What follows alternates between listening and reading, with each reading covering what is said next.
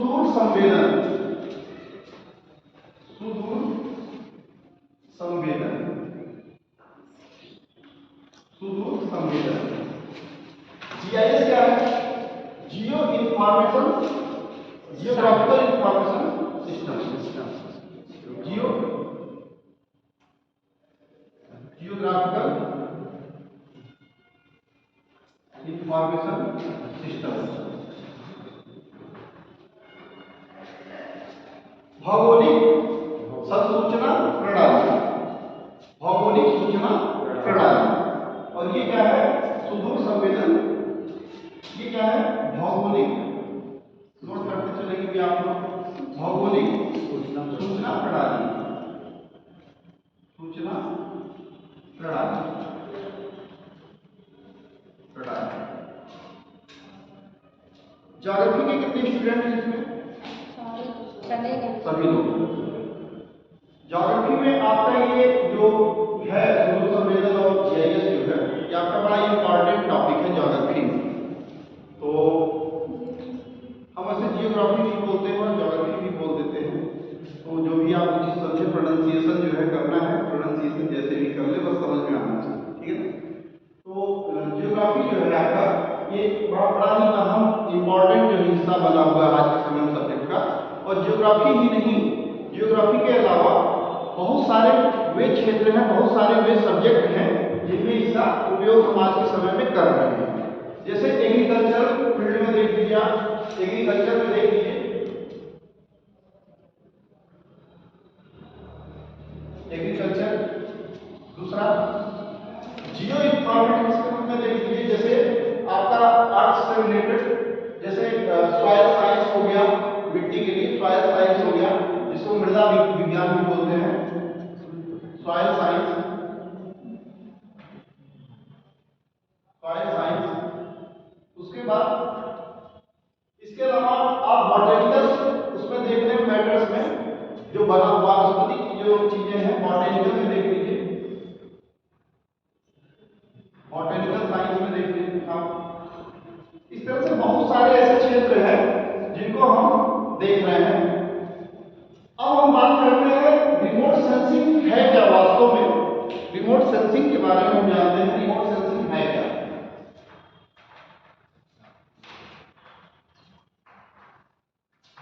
जो इनके क्षेत्र हैं बड़े ही व्यापक क्षेत्र हो रहे हैं इनके, और व्यापक में बड़ा ही विस्तार है इसका। मतलब आपको मैं इन सब चीजों के बारे में बताऊंगा कि वास्तव में क्या है। सुदूर संवेदन मतलब दूर से जिस चीज की संवेदना की जा रही है, दूर से संवेदना करने का मतलब है जी, कल्पना नहीं, यहाँ कल्पना तो बिल्कुल नहीं होगा, क्योंकि उस चीज को हम द्रष्टव्य हो, देखा जा सकता, विजुअल। कल्पना इमेजरी नहीं किया जा सकता। इमेजरी वो चीजें हैं। अब हम आपको डायरेक्ट इस चीज पे आगे बता देते हैं हम आपको कि जैसे सीसीटीवी कैमरा है, तो सीसीटीवी कैमरा कल्पना तो नहीं कर रहा है, वो तो विजुअल है, वो सारी चीजें देख रहा है, दृष्टव्य है। उसमें जो कुछ हम चीजें यहाँ पे कार्य कर रहे हैं वो क्या है, वो दृष्टव्य है। जैसे हमारे कैमरे हो गए, जैसे हम कैमरे के सामने, जिस कैमरे के सामने बता रहे हैं आपको जो चीजें पढ़ा रहे हैं, वो चीजें हम बिल्कुल जो भी चीजें हमारी, जो भी हम काम कर रहे हैं, जो भी कुछ कर रहे हैं, हम अपने विषय वस्तु को जो हम आपके सामने रिप्रेजेंट कर रहे हैं, वो हमारा दिखाई दे रहा है। तो यहाँ कल्पना से मतलब नहीं है, यहाँ क्या है, सुदूर संवेदन, दूर से जो संवेदना जो की जा रही है। जैसे मैं आपको पढ़ा रहा हूँ, मैं बोल रहा हूँ, आप लोग सुन रहे हैं, उसको आप लोग फील कर रहे हैं। सुनने के बाद जो आपके माइंड में जो चीजें जा रही है, उसकी प्रोसेसिंग हो रही है ना। प्रोसेसिंग किस चीज की हो रही है? जो हम आपको इनपुट्स दे रहे हैं, उसका इनपुट्स लेने के बाद दिमाग में क्या हो रहा है, उसका प्रोसेसिंग हो रहा है। उसका क्या हो रहा है? प्रोसेसिंग करने के बाद फिर आप उसको क्या करते हैं, अपने आप में उसको ग्रहण करते हैं, समझते हैं, अंडरस्टैंडिंग होती है आपकी, प्रोसेसिंग होके उसकी अंडरस्टैंडिंग होती है। और फिर आपके ही मेमोरी में एक जगह वो जो इंफॉर्मेशन जो मैं इनपुट के रूप में आपको दे रहा हूँ, वो क्या हो रहा है, कलेक्शन हो रहा है, इकट्ठा हो रहा है, कहाँ, आपके मेमोरी में। और फिर अगर आपसे मैं दोबारा पूछता हूँ कि भाई जो हमने कल बताया था उसको जरा आप बताओ, तो आप क्या करते हो, आप उसको आउटपुट के रूप में दे देते हो, बोल के आप उसको देते हो, क्योंकि आपके मेमोरी में एक जगह उसका कलेक्शन हो रहा है।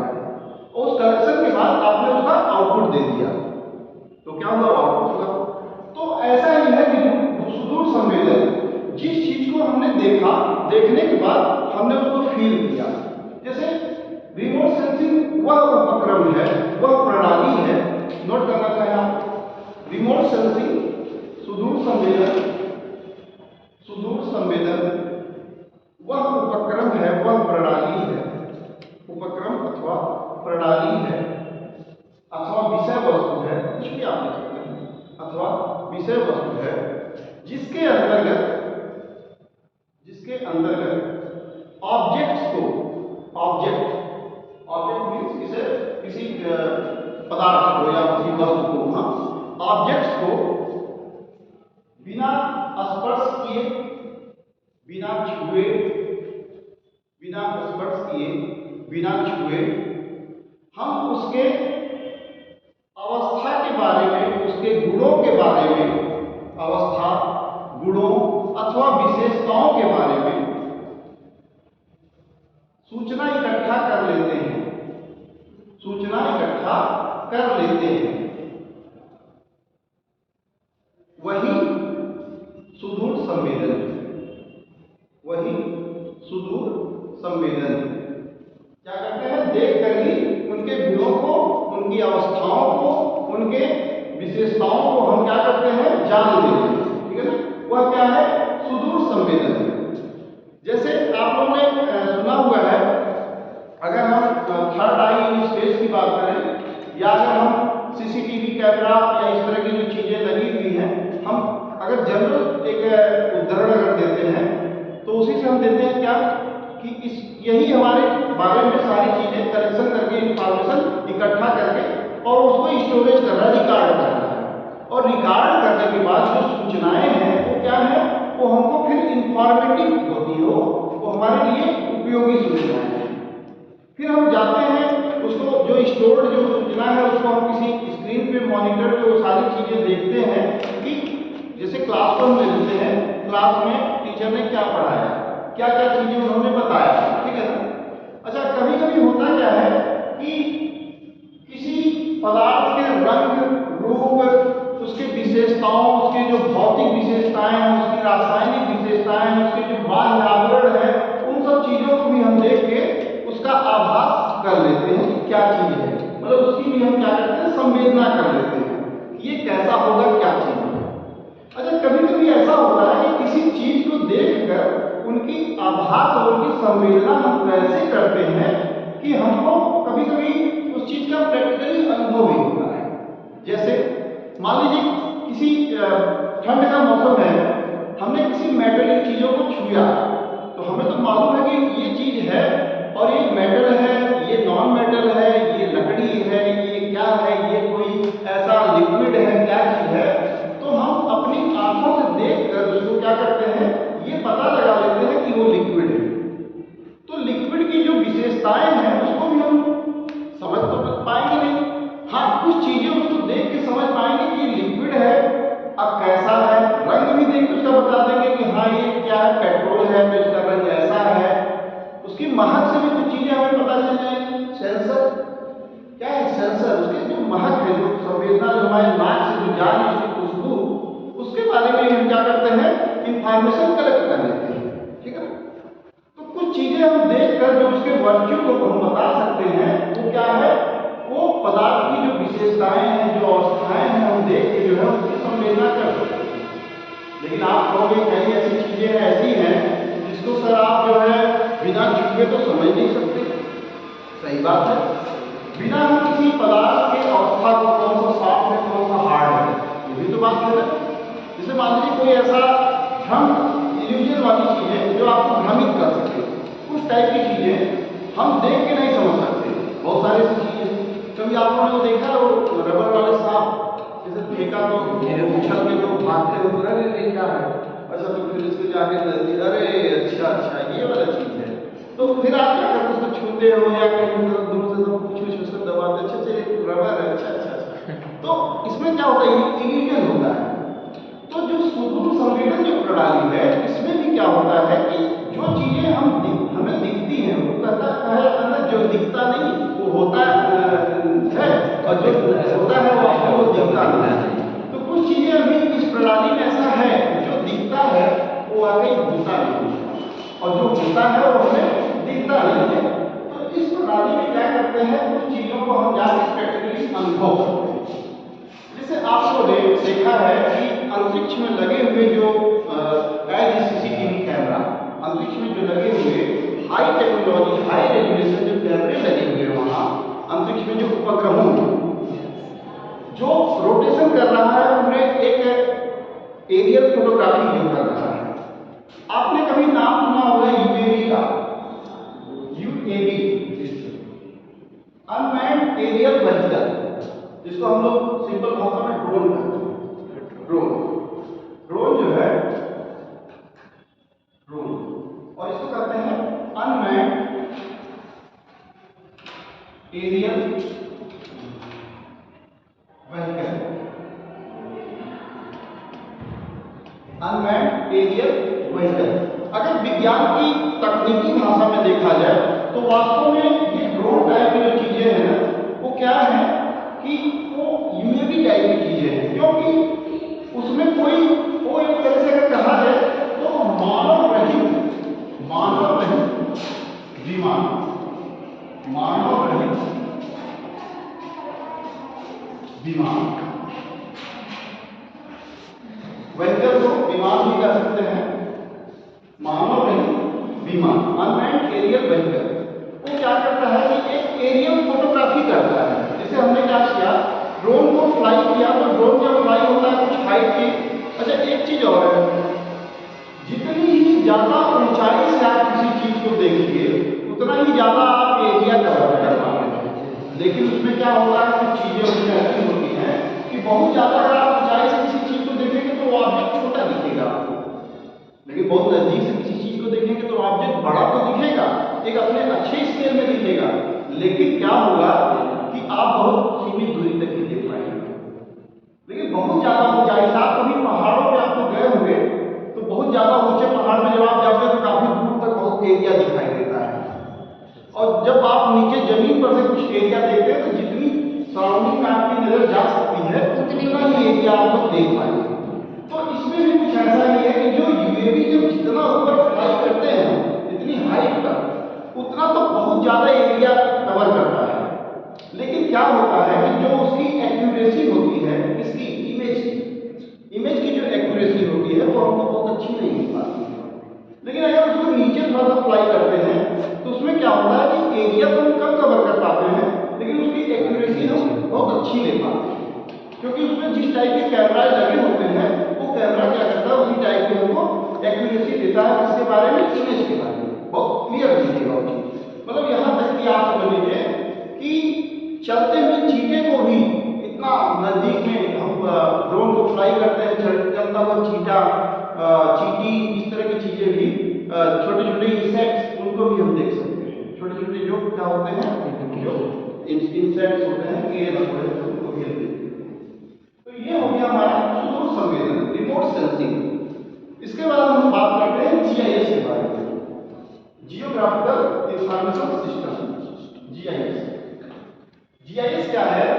ये जो सारी जो गतिविधियां हैं इसके बारे में, जो तकनीक है सूचनाएं इकट्ठा करने के मामले में, जो हम भौगोलिक जो सूचनाएं इकट्ठा कर रहे हैं, इनके सूचनाएं इकट्ठा करने की जो पद्धति है, प्रणालियां हैं अलग अलग। जैसे हमने बात किया किसी ड्रोन की, यूएवी की, हमने बात किसकी किया, सीसीटीवी कैमरा, जो नॉर्मल एक सबसे छोटा मतलब हमारा उदाहरण है अभी प्रेजेंट में। हमने बात किया किसकी, जैसे उपग्रही प्रणाली जिसमें हाई रेजोल्यूशन सेंसर्स लगे हुए हैं, उनसे हमें क्या हो रहे हैं, सिग्नल्स प्राप्त हो रहे हैं सूचनाओं के, ठीक है ना। तो अभी आप लोग देखे होंगे, सुने होंगे कई बार कि कहीं अलास्का के जंगलों में, अलास्का के कहीं इस तरह से और कहीं किसी जगह पे क्या हो गया, क्रैश हो गया विमान। अब विमान क्रैश हो गया तो विमान के जो कुछ पार्ट्स हैं वो तो दिखेंगे नहीं, जैसे ब्लैक बॉक्स। ब्लैक बॉक्स का रंग किस तरह का होता है बता पाएगा? ब्लैक बॉक्स का जो रंग होता है वो किस कलर का होता है, किस रंग का होता है? रेड नारंगी लिए हुए होता है, लगभग नारंगी में, ऑरेंज में और रेड में लगभग वो लिए हुए होता है, ऐसा ही कुछ रंग का होता है। तो नारंगी ही आप में, तो उसका ऐसा जो होता है क्योंकि उसकी जो वह होती है क्या, क्या? क्यों ऐसा बनाया जाता है उसको? कलर सबको दिखेगा। उसकी जो क्या है तरंग दैर्ध्य वेवलेंथ उस पर डिपेंड करता है ना। और फिर दृश्यता, ये दो चीजें होती है। जैसे आप विभागीय जो पढ़ते हैं बैनिया फिनाला करके जो उसके 7 रंग है, तो कैसा बैगनी का और रेड का उसमें जो है कई सारी चीजें। तो आगे हम आपको बताएंगे जब तरंग दैर्ध्य आप लोगों को पढ़ाएंगे, अलग अलग वेवलेंथ जब आप लोगों को बताएंगे तब उसमें हम लोग पढ़ेंगे कि कौन से कलर का ज्यादा है, ठीक है ना, कैसा कैसा है, किस तरह से है। अभी तो मैं सुदूर संवेदन जो अभी शुरू कर रहा हूँ, इसलिए शुरू कर रहा हूँ क्योंकि आपके इसका एक हिस्सा है जो मैं आपको अगले बार में प्रोवाइड कराऊंगा अपना सिलेबस। तो हम लोग सिलेबस के हिसाब से चलेंगे और सिलेबस के हिसाब से चलते हुए हम उन सभी पॉइंट्स को कवर करेंगे जो आपके हैं अभी तक के, जो पहले से मतलब हम लोगों ने पढ़े हुए हैं और जो समय समय में जो घटनाएं घटित हो रही हैं। जैसे मान लीजिए हमने सुदूर संवेदन और जीआईएस के बारे में अपनी जो तकनीकी जो ज्ञान है हमने इकट्ठा कर लिया, मान लीजिए हम इसको पढ़ लेते हैं, हम ये भी जान जाते हैं वास्तव में सुदूर संवेदन। कभी कभी आप लोगों के मन में कभी ऐसा हुआ होगा, शुरू में आया होगा कि डीएनए फिंगरप्रिंट से अपराधियों की जो है पहचान हुई।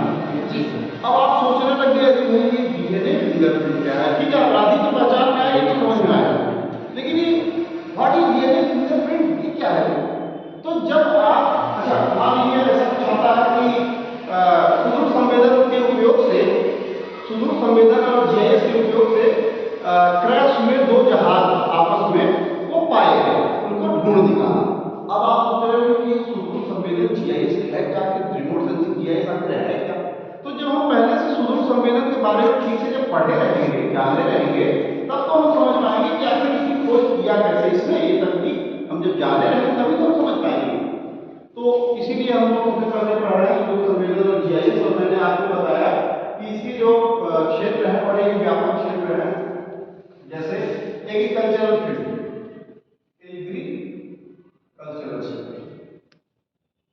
एग्रीकल्चरल क्या है? कभी कभी आप लोगों ने सुना हुआ होगा कि राजस्व विभाग एक पड़ताल करता है। पड़ताल किसी की करता है? जैसे कितनी फसलें कितने एरिया में बोई गई, ठीक है, उसको पड़ताल कहते हैं। जो हमारे लेखपाल लोग करते हैं तो अपने रजिस्टर को मेंटेन करते हैं तहसील लेवल पर।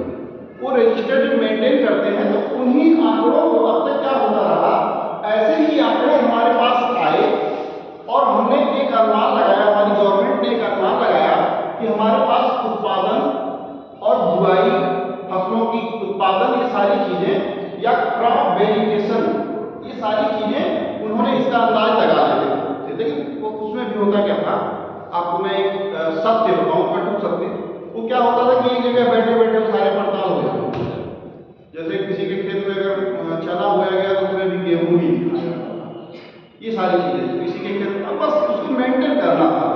चना गेहूं सरसों जौ ये होगा तो रबी खरीफ के हिसाब से, अब ऐसा नहीं मतलब गेहूं के रबी हिसाब से खरीफ में डाल देते, उसी हिसाब से वो डाल देते थे। अच्छा आप लोग ये भी जानते हो रबी सीजन क्या है, खरीफ सीजन क्या है, जायद का सीजन क्या है? इसी तरह से रबी रबी फसल, खरीफ, जिन शब्दों को हमारे मुंह से निकल रहा है जो शब्द, उसको मैं क्लियर करते ही चलूँ ना, रबी खरीफ और जायद। रबी फसलें वो होती हैं जैसे इस समय गेहूं की बुआई हुई है, वो कब से कब तक होता है भाई? सितंबर अक्टूबर से लेके और मार्च अप्रैल तक जो फसलों का जो दायरा होता है, अवधि होता है, वो होती है रबी फसलें होती है, जिसमें गेहूं, जौ, चना, सरसों, इस तरह की जो सारी चीजें होती हैं फसलें, ये इसमें आती है रबी फसल। उसके बाद आती है बात खरीफ फसल, वो जुलाई से लेकर और लगभग अक्टूबर नवंबर के लास्ट तक उसका सीजन होता है, जिसमें क्या होते हैं धान और कुछ ज्वार बाजरे, उस तरह की चीजें भी खरीफ फसलों में आती है। वो जो है धान की फसल आती है। उसके बाद जायद की फसल जैसे खीरा, ककड़ी, जो सारी चीजें हैं, उसका एरिया समय कब है? जैसे जून से लेके मई से लेके जून जुलाई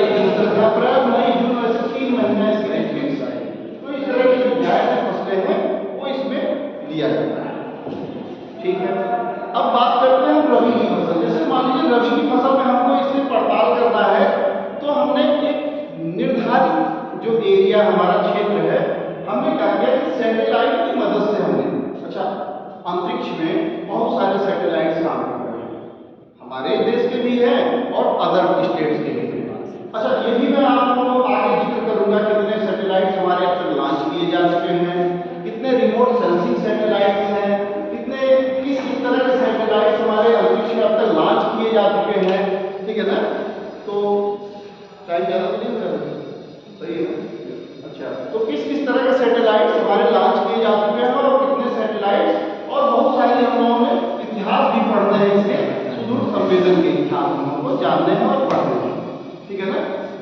तो सुदूर संवेदन का जो काम है इसमें क्या करते हैं, ये जो अंतरिक्ष से जो उपग्रही व्यवस्था से जो हमको एरियल फोटोग्राफी जो मिलता है, तो मान लीजिए अब यहाँ पे मैंने एक चीज आप लोगों को शुरू में बताया था कि जो चीजें दिख रही हैं वो वास्तव में होती नहीं होती, तो उसको पहचान करने के लिए क्या होता है, हमें उसको जाके नजदीक से करीब से देखना पड़ता है और स्पर्श करना पड़ता है, महसूस करना पड़ता है। जैसे मान लीजिए कि अरहर की फसल है, बाजरे की फसल है, गन्ने की फसल है, ये तो आपको एक ही जैसा लगभग दिखेगा, कैसे दूर से, दूर से। जैसे आपने मान लीजिए कहीं खड़ी फसल लगी हुई है बाजरे की और गन्ने की, बाजरे की फसल आप लोग देखे हैं? नहीं देखे? बाजरे की उसमें बड़े बड़े पत्ते जैसे होते हैं, गन्ने और उसमें सबसे ऊपर जो है उसका एक मतलब फूल की तरह निकला होता है, उसी बाजरे मतलब उतना ही हिस्सा उसका हमको मिल पाता है, जो कि हम क्या करते हैं, और बाकी जो फसल का जो हिस्सा है वो अवशेष जो उसका है वो या तो पशुओं को खिलाने के काम आ जाता है या फिर ऐसे ही वो फिर कोई मतलब उसका नहीं होता है, खेतों में खाद वाद के लिए उर्वरक के लिए उपयोग किया जाता है। तो अब आप ये चीज समझ नहीं पाओगे कि गन्ने की फसल है कि बाजरे की फसल है। अब मान लीजिए फोटोग्राफी आपने कर लिया कहीं दूर से, लेकिन आप उसके पास जब जाओगे नजदीक में तब तो पता चलेगा ना कि कौन सा वाला फसल है। तो ऐसे ही हमारे अंतरिक्ष में लगा हुआ जो कैमरा है, सैटेलाइट जो है, सैटेलाइट से जो हम व्यू प्राप्त करते हैं, तो उसमें पर्टिकुलर एक एरिया का हमने फोटोग्राफी किया। अब हमको ये रिकॉग्नाइज करने में बड़ी समस्या हो रही है कि क्या है, तो हम क्या करते हैं, फिजिकल सर्वेइंग करते हैं, फिर जाते हैं और उसको देखते हैं, तो कुछ तो हमें जरूर अंतर उसमें पता चलता है कि भाई ये वाला जो थोड़ा सा लीव्स इनके बड़े होंगे, थोड़े से इनके लीव्स चौड़े होंगे, तो क्या होंगे, ये बाजरे होंगे। अच्छा इनमें छोटा सा क्या निकला रहेगा, इनका फूल जैसा वो निकला रहेगा, कुछ चीजों से हम रिकॉग्नाइज करते हैं। अच्छा इस तरह के हम क्या करते हैं, पॉइंट्स को नोट कर लेते हैं कि हमारे पास ये पॉइंट्स हैं जो इनको क्लासिफाई करेगा इन फसलों को। अच्छा उसको हम अलग कर लेते हैं और रिकॉग्नाइज करने के लिए क्या करते हैं कि इनको अलग अलग हम समझते हैं। फिर उसके बाद हम एरियल फोटोग्राफी या फिर सैटेलाइट के द्वारा जो फोटोग्राफी जो हमें व्यू मिल रहे हैं उससे हम क्या करते हैं, पर्टिकुलर उस एरिया को हम रिकॉग्नाइज करते हैं।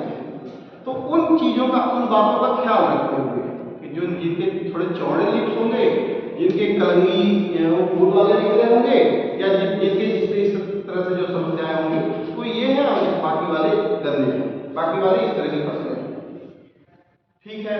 उसके बाद होता क्या है, जैसे मान लीजिए खाद्यान्न का जो उत्पादन कितना हुआ, इसके लिए क्या करते हैं हम कि जब लास्ट में फसल जब लगभग पक जाती है, जैसे किस टाइम में, फरवरी मार्च इस टाइम में, तब इस तरह के समय में, तब हमको लगता है कि हमारी जो फसलों की जो वह है इस तरह से है। मान लीजिए अभी गेहूं की बुआई हुई, गेहूं की बुआई होने के बाद जो है कुछ ऐसे आप लोगों ने देखा है खेतों में, जैसे जमीन पे उग आती हैं कुछ टाइप की, जैसे धान और कहीं गिरा हुआ उसके भी अवशेष जम जाते हैं, जर्मिनेशन उसमें भी हो जाता है, जमाव, तो उतने ही बड़े वो भी होते हैं लगभग, तो उससे हम निर्धारित नहीं कर सकते।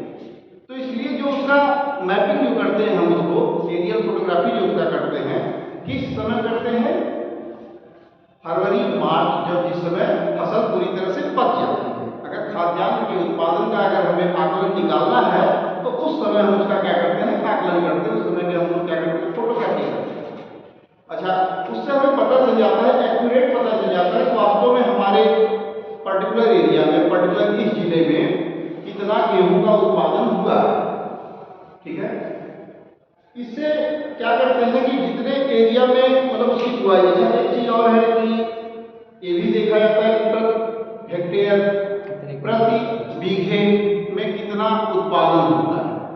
तो उसका एक औसत जो है आकलन निकालते हुए हम क्या करते हैं, उस पर्टिकुलर एरिया का एक आकलन करके हम ये जान लेते हैं कि हमारा उत्पादन कुल कितना हुआ है। ठीक है ना, ये तो हो गई हमारी पड़ताल वाला एग्रीकल्चर जो हमारे क्षेत्र में पड़ताल वाला। ठीक है ना, इसके बाद इसी तरह की और भी फसलों का हम करते हैं। अब बात आती है फॉरेस्ट्री में या बॉटनिकल उसमें देखते हैं फील्ड में।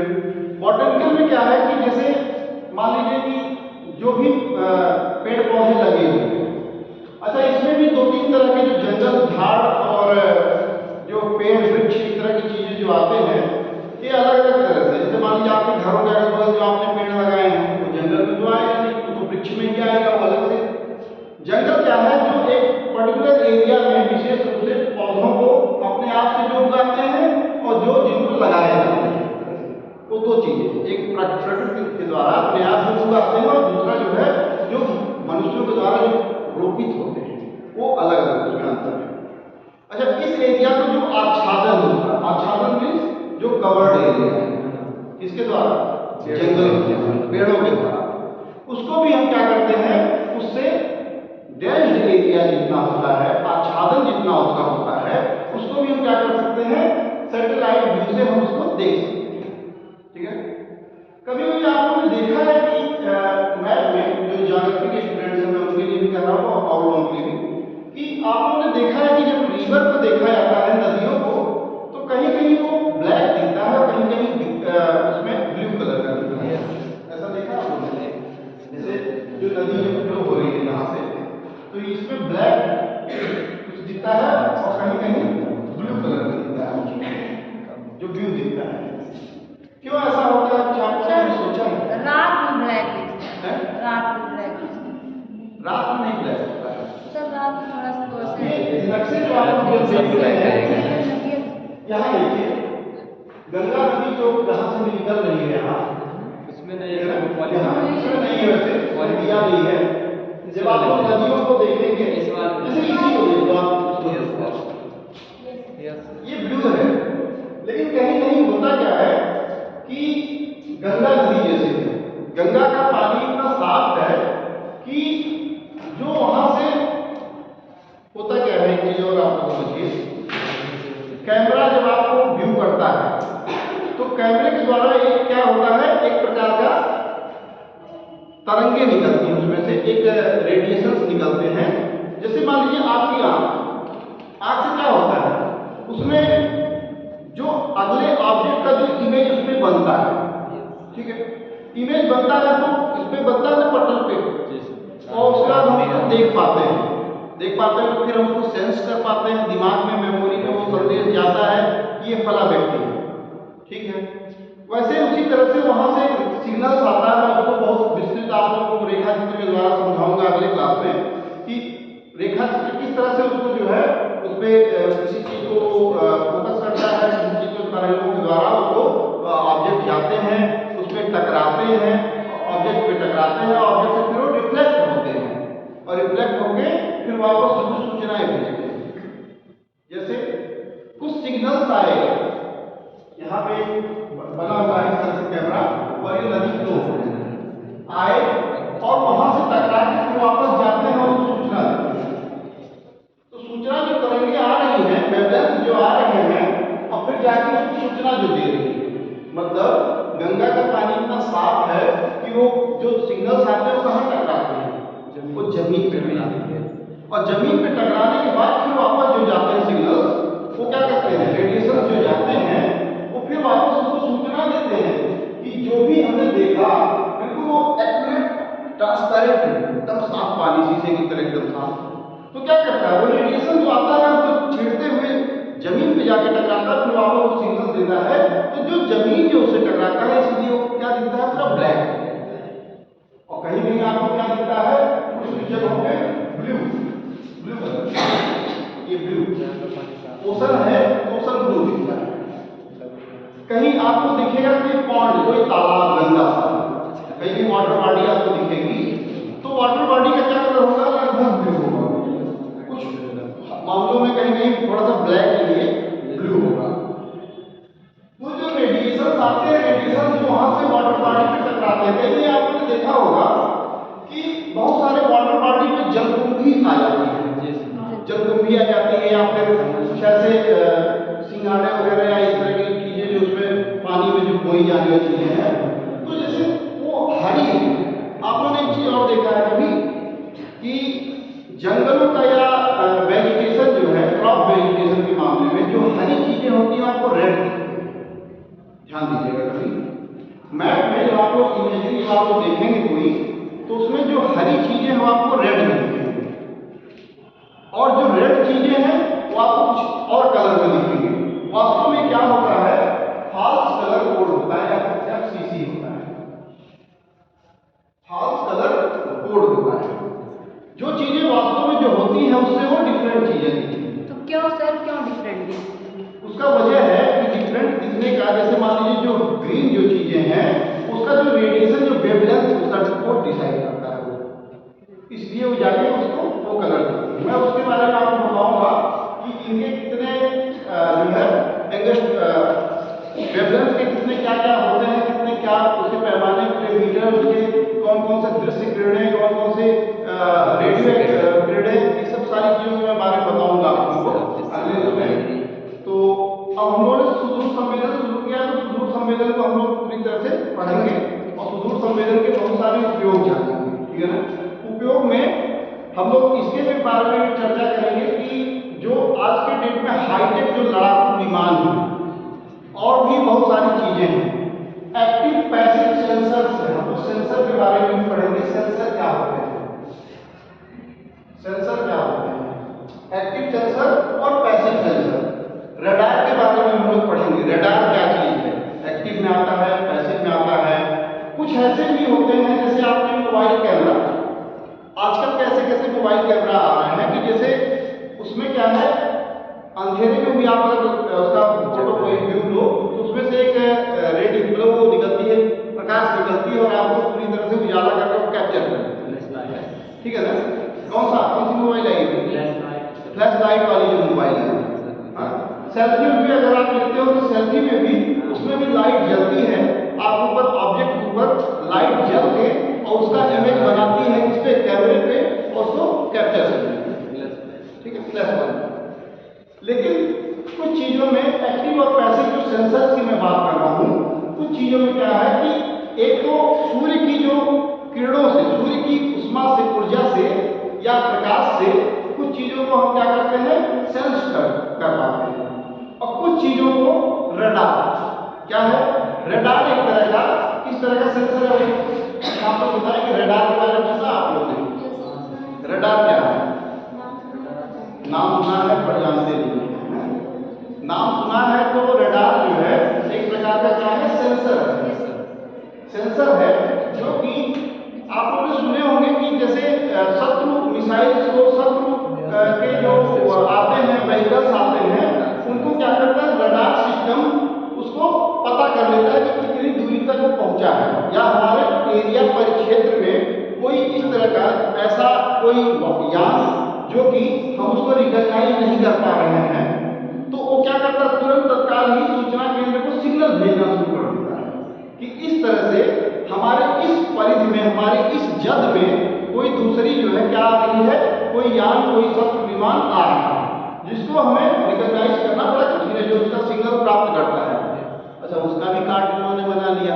क्या कार्ड बनाया कि ऐसे ऐसे हाईटेक विमान जो रडार की पकड़ से भी वो बाहर है, उसमें भी क्या किया, उसमें भी टो वाली जो तमाम और भी हम लोगों ने आप लोगों को पिछले साल कुछ चीजें बताए थे, उसमें भी क्या किया, उसमें भी कुछ अलग चीजें विकसित कर लिया कि जो रडार तकनीक से उसमें भी अलग अलग तरीके से वो क्या करता है रडार।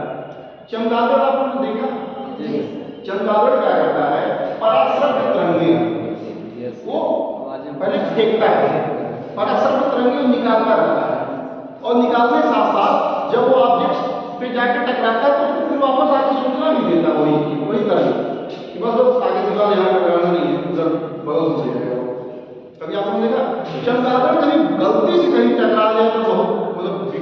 कहीं आप सब सोचते ना कि हमारे सिर ऊपर से टकराते हुए निकल गया, यार ये तो बाल तो वहाँ जमेंगे नहीं, हाँ?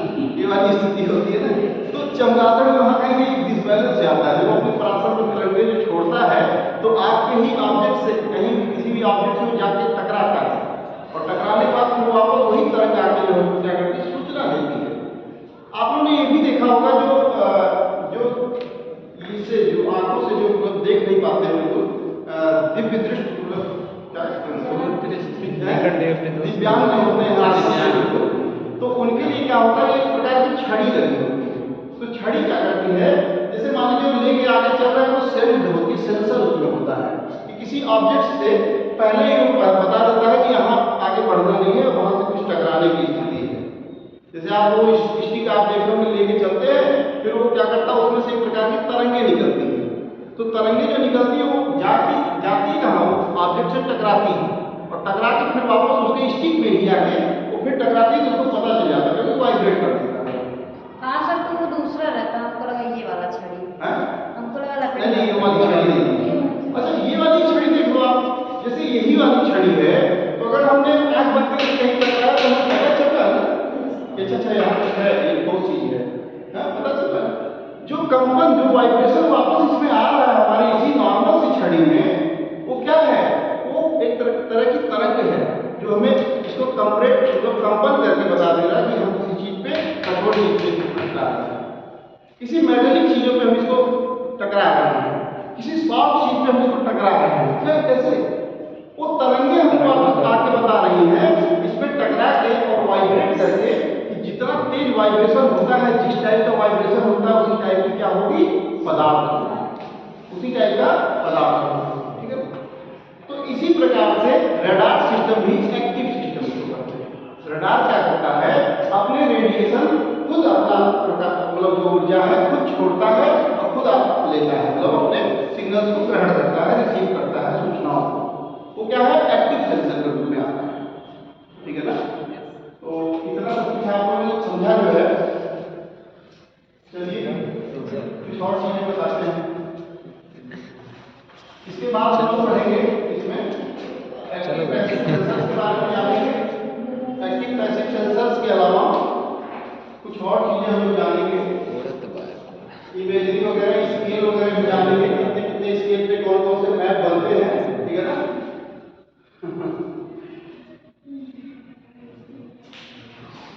नई चीज तो नहीं ये थे, तो कुछ चीजें आप लोग नोट कर लीजिए कॉपी में। ये तो चलता रहेगा, फिक्स पूरा फिक्स चलता रहेगा, कभी ये कभी वो, किसी एक चीज को लेकर आप लोग ये नहीं, हाँ, क्योंकि 2-3 टॉपिक हम लोग लेके चलेंगे। डीएनए फिंगरप्रिंट्स, हेडिंग डाल दीजिए, डीएनए फिंगरप्रिंट्स, ये क्या होती है?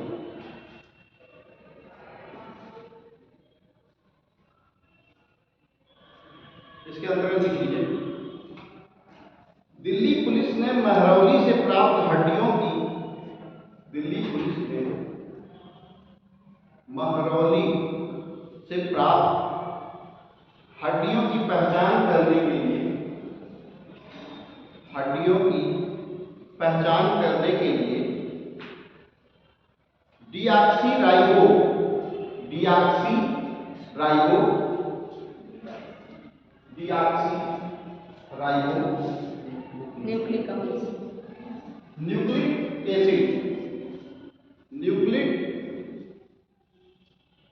न्यूक्लिक एसिड फिंगरप्रिंट्स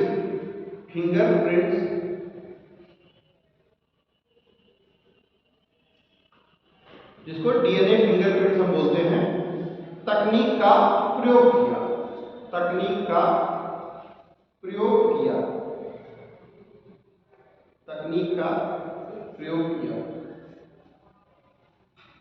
अब आपको इतना तो पता चल गया होगा कि डीएनए जो फिंगरप्रिंट्स है वो तकनीक कहाँ से इजाद हुआ, कहाँ से शुरुआत हुई। ठीक है ना, आपने देखा। इसके बाद आप लोग लिख लीजिए, डीऑक्सी न्यूक्लिक एसिड है क्या, डीएनए है क्या, डीएनए क्या है, डीएनए क्या है, बहुत इंपॉर्टेंट टॉपिक है आपका ये। Deoxy ribo nucleic acid, deoxy ribo nucleic acid. लिख दें क्या? Deoxy ribo nucleic acid. चार अक्षरों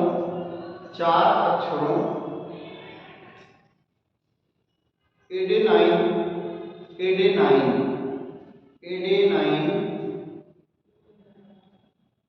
साइटोसिन, कॉमन लगाते जाइएगा, साइटोसिन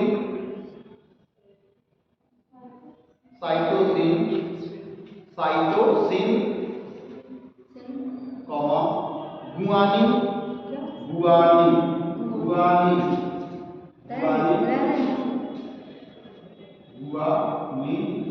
प्रोटीन है ना। हाँ ठीक, गुआनिन और थायमिन ठीक है ना। थायमिन से बना होता है। ये जो चारों हमने बताए हैं, ये चारों क्या है? प्रोटीन है। और इन्हीं प्रोटीन से जो है बेसिक प्रोटीन जो है, इन्हीं से डीऑक्सोराइबो न्यूक्लिक एसिड डीएनए बना होता है। ठीक है ना, जो कि जीव के अंदर पाया जाता है। यह कोशिकाओं में एक पॉइंट बना के लिखेंगे तो ज्यादा बेटर होगा। पॉइंट बना के लिखेगा, यह कोशिकाओं में एक मॉलिक्यूल है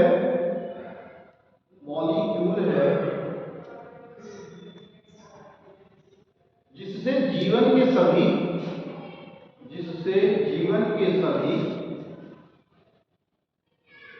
अनुवांशिक लक्षण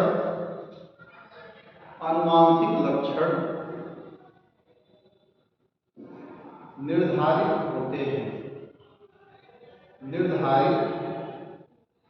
होते हैं।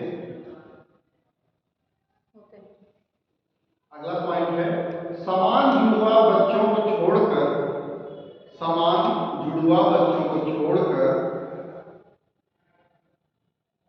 प्रत्येक व्यक्ति का डीएनए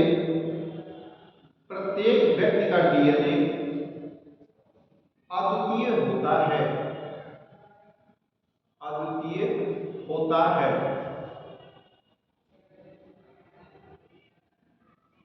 ये इसी प्रकार का होता है, जैसे आप लोग किसी व्यक्ति का फेस देखते हैं ना, तो कुछ तो अंतर जरूर रहता है। आप मोदी जी के बहुत जो हम शक्ल बना रहे हैं ना आजकल, उनके देख सकते हैं कि कुछ चीजें तो बिल्कुल अंतर है। आप लोग उनको क्लेरिफाई कर सकते हो, क्लासिफाई कर सकते हो, नहीं ये वास्तव में मोदी जी है, दूसरे वाले कुछ तो लक्षण छोड़ के जाते हैं जो उनकी यूनिक जो है प्रॉपर्टी होते हैं, उनके यूनिक लक्षण होते हैं। तो इसके बाद है डीएनए फिंगरप्रिंटिंग क्या है? डीएनए फिंगरप्रिंटिंग क्या है?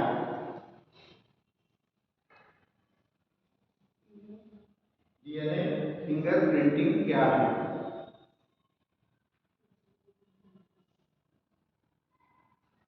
डीएनए फिंगरप्रिंटिंग एक प्रयोगशाला तकनीक है। डीएनए फिंगरप्रिंटिंग एक प्रयोगशाला तकनीक है जिसका उपयोग लैबोरेटरी टेक्नोलॉजी, ठीक है ना, तकनीक है जिसका उपयोग मानव डीएनए के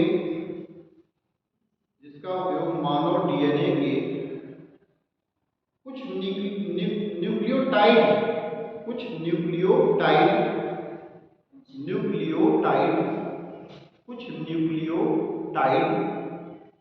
अनुक्रमों के आधार पर किसी व्यक्ति की संभावित पहचान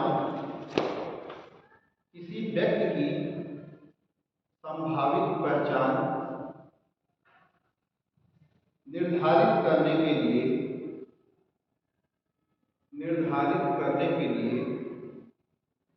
किया जाता है।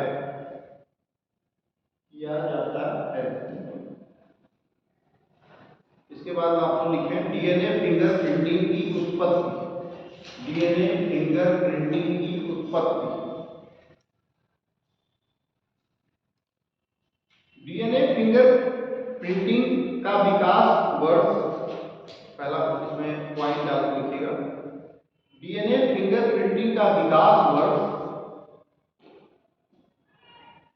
1994 में यूनाइटेड किंगडम में, 1994 में यूनाइटेड किंगडम में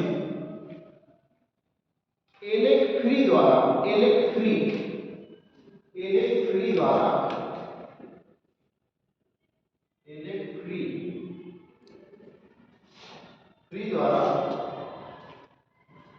एलेक फ्री द्वारा किया गया था।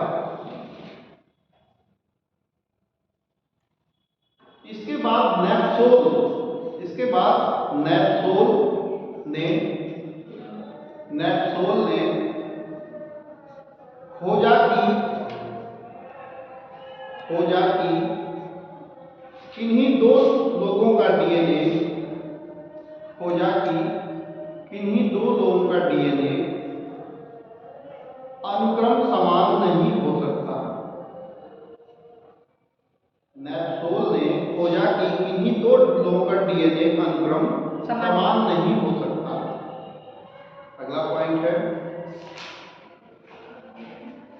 खोज के 3 वर्षों के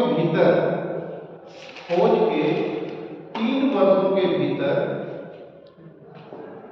डीएनए साक्ष्य के आधार पर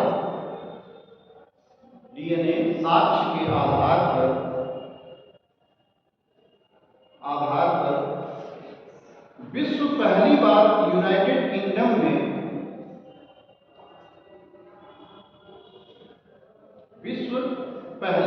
यूनाइटेड किंगडम में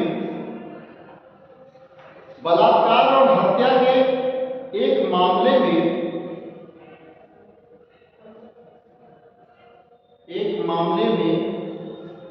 किसी व्यक्ति को सजा दी गई। अगला पॉइंट, डीएनए को कई स्रोतों जैसे बाल, हड्डी, दांत, लार और रक्त से प्राप्त किया जा सकता है।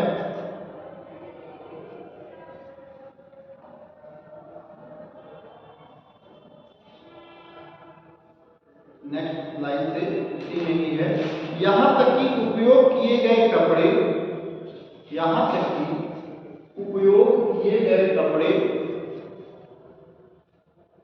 लिनन,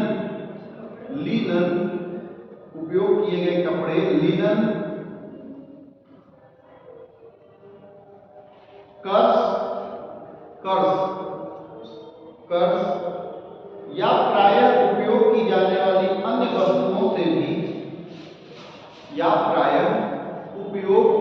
वाली अन्य वस्तुओं से भी नमूने निकाले जा सकते हैं। उपयोग की जाने वाली अन्य वस्तुओं से भी नमूने निकाले जा सकते हैं।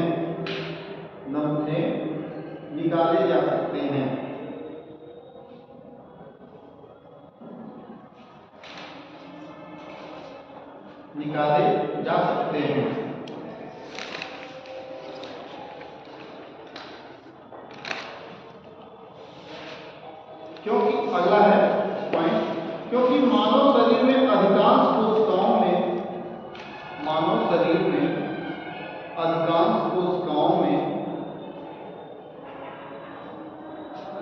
डीएनए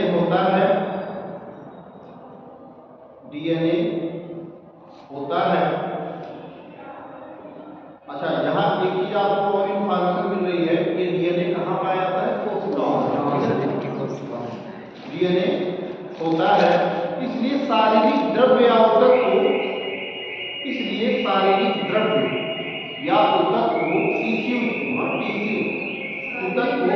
द्रव्य और ऊतक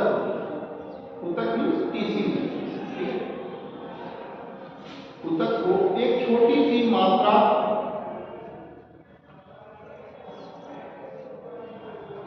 सी मात्रा भी उपयोगी जानकारी प्रदान कर सकती है, उपयोगी जानकारी प्रदान कर सकती है। और आप लोग एक नई लेटेस्ट जो सूचना है, अपडेट है, उसको भी जान लीजिए कि ये जो डीएनए अथवा फॉरेंसिक जो जांच होगी, जो 7 वर्ष से ऊपर के जो सजा का जिसमें प्रावधान है जिस केस में, उसी में जो है फॉरेंसिक जांच होगा। ध्यान रखिएगा इस बात को आप लोग, ये करंट न्यूज है आप लोगों के लिए। अब अभी हाल ही में संसद के द्वारा यह पारित हो गया है। कुछ ऐसे कानून है, मैं उनकी भी चर्चा करूंगा और मैं इस अपने विषय वस्तु से थोड़ा सा हट के भी मैं चर्चा करने की प्रयास करूंगा, जो आपके करंट में जो चीजें आ रही हैं, ठीक है ना, तो उसके भी बारे में चर्चा करूंगा। जो बहुत सारे अभी जो लॉ और आपके रूल्स जो बनाए गए हैं, कुछ लॉ के कुछ और चीजें बनाई गई हैं, कैसे कैसे कितने वर्ष कितने समय के अंदर जज को अपने रिपोर्ट्स दे देने हैं, कितने समय तक उनको अपने फैसले को सुरक्षित रखना है, ठीक है ना, ये सारी चीजों के बारे में हम चर्चा करेंगे। इसके बाद है खर्चे क्या आप लोग नहीं। चलिए इसके बाद है हाँ, अगर जो भी ऐसी कोई अपराध, ऐसा कोई अपराध जिसमें 7 वर्ष से अधिक की सजा का प्रावधान हो, उसी में क्या होगा, फॉरेंसिक जांच होगा।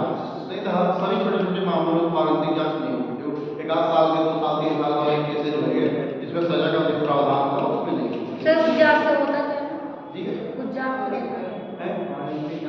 अच्छा, फॉरेंसिक जांच से होता क्या है ना, यही तो है कि फॉरेंसिक जांच इसी टाइप का जो जांच होता है, जैसे मान लीजिए कि फुटप्रिंट्स के जांच, किसी ने किसी के ऊपर हमला किया, अटैक किया, तो जरूर उसके वहां पे क्या करते हैं, वो लेंस लेके देखते हैं ना फॉरेंसिक वाले कि जरूर इनके कहीं बाल बाल तो जरूर गिरे होंगे, कहीं जरूर उस पार्ट का, जरूर इनके जो स्पॉट्स हैं, ये फिंगरप्रिंट्स हैं, जरूर उसके ऊपर, मृतक शरीर के ऊपर कहीं कहीं पड़े होंगे। मतलब इन कोशिकाओं का कोई न कोई पार्ट छोड़ के जाता है अपराधी, तो उसको क्या करते हैं, ये फॉरेंसिक जांच में ले जाते हैं, उस नमूने को कलेक्ट करके।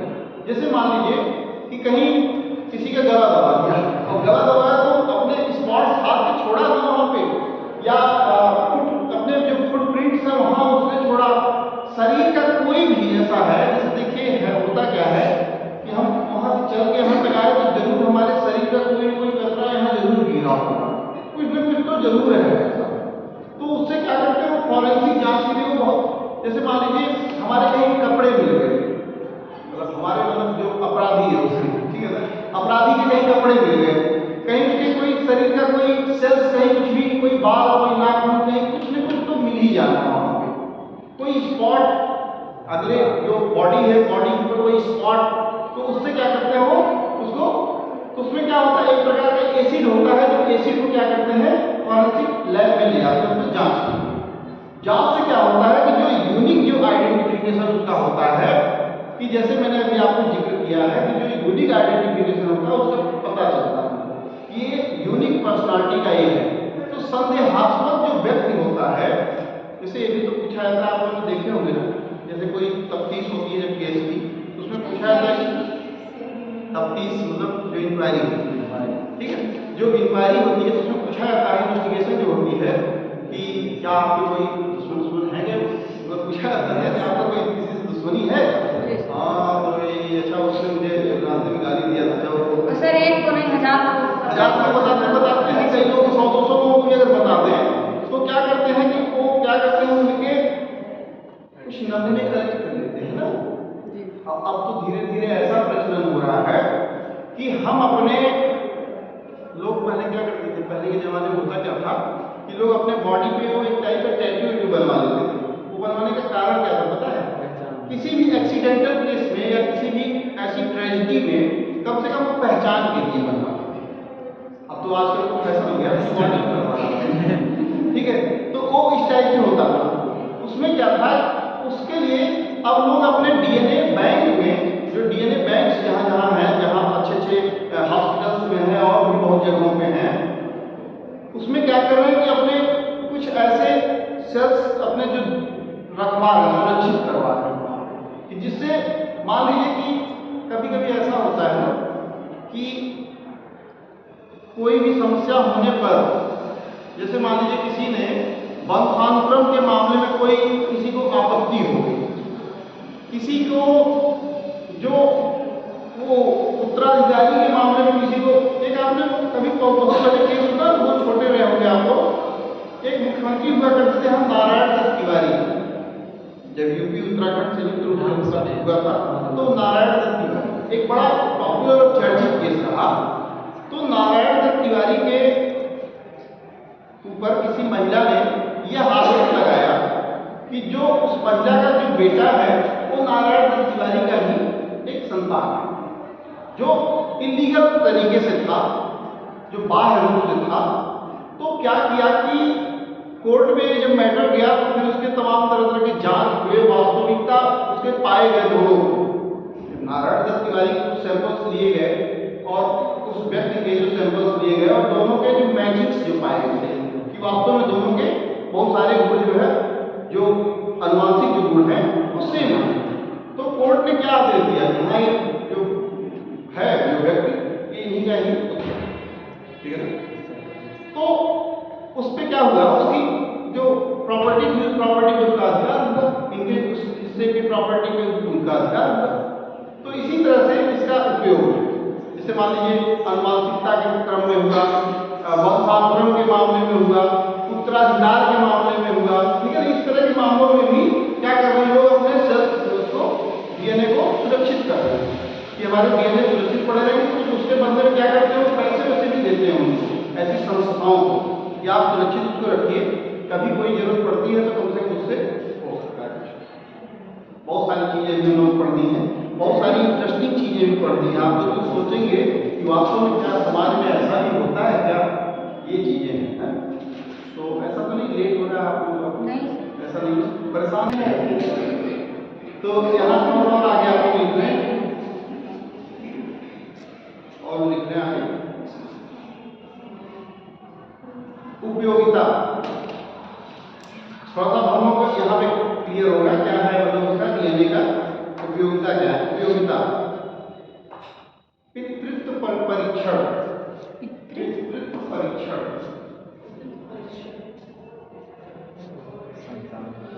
पितृत्व परीक्षण।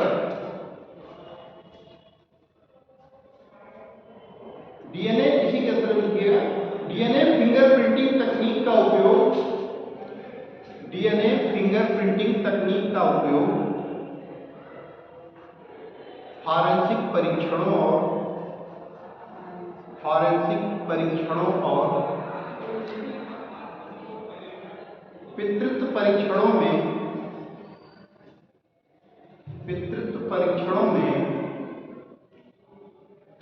डीएनए विश्लेषण के लिए किया जाता है, डीएनए विश्लेषण के लिए किया जाता है, किया जाता है। अगला है पॉइंट अपराध अनुसंधान, अपराध अनुसंधान। इसमें हत्या, बलात्कार, चोरी आदि के मामलों में इस तकनीक का प्रयोग किया जाता है, इस तकनीक का प्रयोग किया जाता है। अगला है, कभी कभी आप लोगों को क्वेश्चन भी दे देगा कि डीएनए फिंगरप्रिंटिंग का तकनीक इन क्षेत्र में या इसमें से किस क्षेत्र में नहीं किया जाता है, ठीक है सर। तो मान लीजिए 3 ऑप्शन आपको इनमें देगा, ये कोई ऐसा ऑप्शन दे देगा जो बिल्कुल मिलता जुलता होगा और आप भ्रमित हो जाओगे, आप जो है भ्रमित हो जाएंगे कि कौन सा होगा कौन सा नहीं होगा। इसमें इसके बाद है कंज्यूमर प्रोडक्ट्स की प्रमाणिकता, कंज्यूमर प्रोडक्ट्स की प्रमाणिकता, क्या, कंज्यूमर प्रोडक्ट्स की उत्पादक की प्रमाणिकता, कंज्यूमर प्रोडक्ट्स की प्रमाणिकता। इसमें है उत्पाद में डीएनए, उत्पाद में डीएनए सीक्वेंस, उत्पाद में डीएनए सीक्वेंस स्थापित करने से उत्पाद की प्रामाणिकता की जांच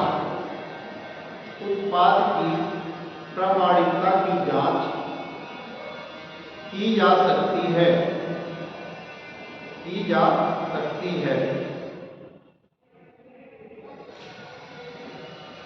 अगला है वन्यजीव संरक्षण। उत्पाद जैसे उसके जो प्रोडक्ट्स की मतलब प्रामाणिकता की जांच की जाएगी। जैसे मान लीजिए एक वैरायटी है, अलग टाइप की अरहर की एक वैरायटी है, चना की एक वैरायटी है, तो मान लीजिए जैसे सेम वैसी ही वैरायटी किसी और ने उत्पादन किया और उनको लगता है कि नहीं ये वाली जो उत्पादन है, कभी कभी आप लोगों ने बौद्धिक संपदा सुना है, प्रॉपर्टी, आप तो सुने हैं, property right, property intellectual property, intellectual property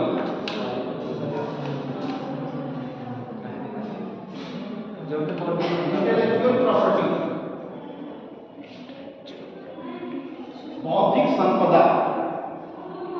संपदा क्या होती है? जैसे मान लीजिए आजकल संकर किस्म के बहुत सारे खाद्यान्न उत्पादन किए जा रहे हैं, संकर मतलब हाइब्रिड टाइप के। तो जैसे किसी ने चने की कोई किस्म का उत्पादन कर दिया, जैसे मान लीजिए अभी तो अरहर की स्थिति ये बनी हुई अपने यूपी की तरफ कि आप लोग अरहर की फसलें तो देखेंगे ही, उत्पादन तो बिल्कुल एकदम एकाएक धड़ाम से जाके नीचे गिर गया पूरी तरह से। क्यों? उसके भी तमाम भौतिक कारक हैं, बहुत सारे मौसमी जो कारण हैं, ठीक है ना, इस वजह से उत्पादन बिल्कुल गिर गया है। अब मान लीजिए उसी में कोई ऐसा व्यक्ति है, कोई ऐसा खोजकर्ता है जिसने क्या किया कि छोटे छोटे पौधे अरहर के और उसने कोई विकसित कर दिया। अब उसके जो वर्ष भर के समय लगते थे अरहर की फसलों में, कितना समय लगता है पता? लगभग पूरा खरीफ, पूरा रबी और पूरा जायद तीनों समय लेता है। कौन? अरहर की फसल पूरा एक वर्ष भर की पूरी समय ले लेता है। मान लीजिए किसी ने ऐसा कोई इजाद कर दिया कि तकनीक का वो विकास कर दिया कि वो 4-6 महीने में ही वो तकनीक विकसित हो जाए। अब उसमें बगल वाले ने भी ऐसा कुछ किया, वैसा ही कोई तकनीक किया विकसित। तो अगर पहले वाले ने ये कहा कि हमारे इस बौद्धिक संपदा को, हमारे इस मैथोलॉजी को, इस आविष्कार को इन्होंने क्या किया है, उसका चोरी कर दिया, हमारे इन्हीं तरीकों को इन्होंने उसका चोरी कर दिया, तो ये जाएगा मामला कहाँ? कोर्ट में जाएगा। कोर्ट में ये आदेश होगा कि भाई देखो अगर इनके बौद्धिक संपदा की इन्होंने चोरी किया है, बौद्धिक संपदा क्या है? अब देखिए इसका बात यहाँ आ गई कि अपनी विशेष, किसी व्यक्ति विशेष की बनाई गई वह अपने बुद्धि विवेक से खुद की जो वह है आविष्कार है, वही क्या है? वही बौद्धिक संपदा उस व्यक्ति का, वही क्या है इंटेलेक्चुअल प्रॉपर्टी। उसको मान लीजिए किसी दूसरे ने उसको चोरी कर दिया, उस आविष्कार को कोई दूसरे ने चोरी करके वैसा ही फसल, वैसा ही सीड का उन्होंने क्या कर दिया? उत्पादन कर दिया। तो ऐसे में बहुत सारी चीजें हैं, प्रोटीन का संश्लेषण देखा जाएगा, वही कि क्या इनके जो गुण हैं क्या इनसे मिलते जुलते हैं। जरूर कोई ऐसे गुण बताएंगे कि नहीं ये वाले अलग हैं, ये वाले अलग हैं। वैसे जैसे एक मैंने कहा शुरू में आप लोगों ने जीवों के लिए, जीव तो जीव के अंतर्गत तो भी आ रहा है, फसलें भी किसमें आ रही है? जीव की अंतर्गत आ रही है, इसमें भी क्या है? प्रोटीन है। तो वैसे ही आप उत्पादकता से मतलब समझ रहे हैं, खाद्य उत्पादकता से मतलब यही है। इसके बाद है वन्यजीव संरक्षण। वन्यजीव संरक्षण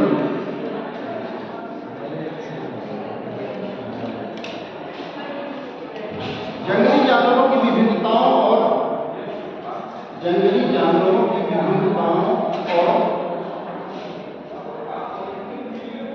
उनकी विभिन्नताओं के लिए इसका उपयोग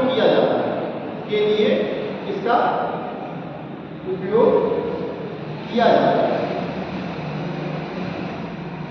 अब आप सोच लीजिए छिपकली को देख के अगर हम कह दें कि या बिल्ली को देख के अगर हमें कहें कि ये बाघ ही है, तो क्या संभव है ऐसा? नहीं।